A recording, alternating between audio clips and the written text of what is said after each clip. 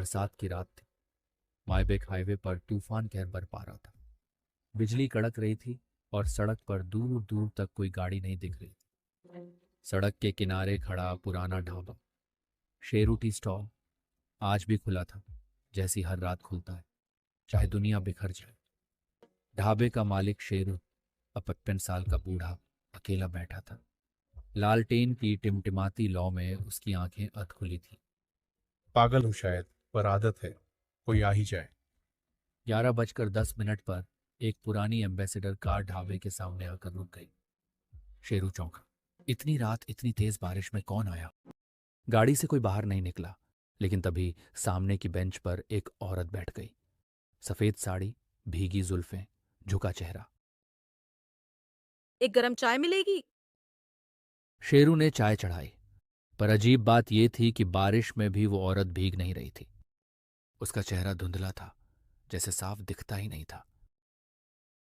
शेरू के हाथ कांप गए, चाय टेबल पर रख दी। क्या तुम्हें 1999 की एक बरसाती रात याद है?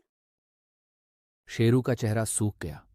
वह सोचने लगा, फिर वही बात, क्या ये वही आत्मा है जो बदला लेने आई है? पर इस बार औरत ने कहा, मैं नेहा हूं। मुझे तुम्हारा चेहरा याद है। तुमने मुझे नहीं मारा था।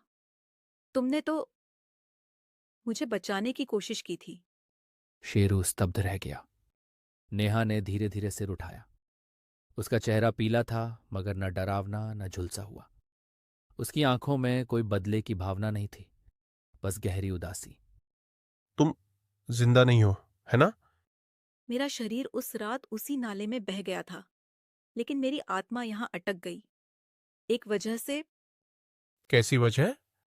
मेरे पति अर्जुन को ये चिट्ठी कभी नहीं मिल पाई।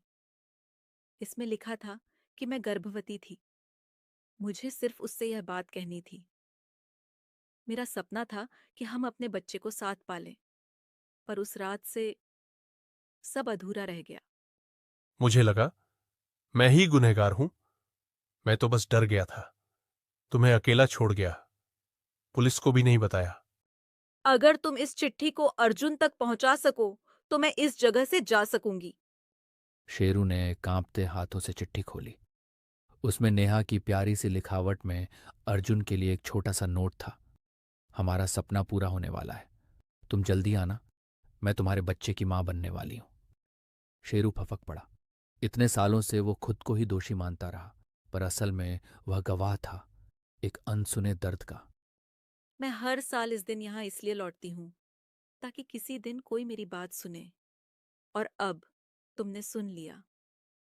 अब मैं जा सकती हूँ।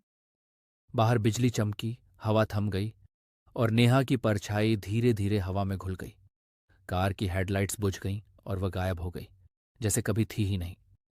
सुबह जब सूरज निकला, शेरू ने पहली बार ढाबा समय से पहले बंद किया और शहर के उस पते पर गया जो चिट्ठी के आखिर में लिखा था, अर्जुन शर्मा, रेलवे कॉलोनी, देहरादून। उसी दिन उसने नेहा की चिट्ठी अर्जुन को सौंप दी। अर्जुन अब बूढ़ा हो चुका था, पर उस चिट्ठी को देखकर उसके चेहरे पर वर्षों बाद आंसुओं के साथ एक मुस्कान आई। उस रात मायबेक हाईवे पर पहली बार वो तूफानी हवा नहीं चली और शेरू के ढाबे पर अब हर 25 जुलाई को ठीक 11:10 पर एक कप चाय रखा जाता है, बिना किसी डर के। कोई आता नहीं, पर कप धीरे धीरे खाली हो जाता है। कहते हैं आत्मा अब नहीं लौटती, क्योंकि वो अब अधूरी नहीं रही।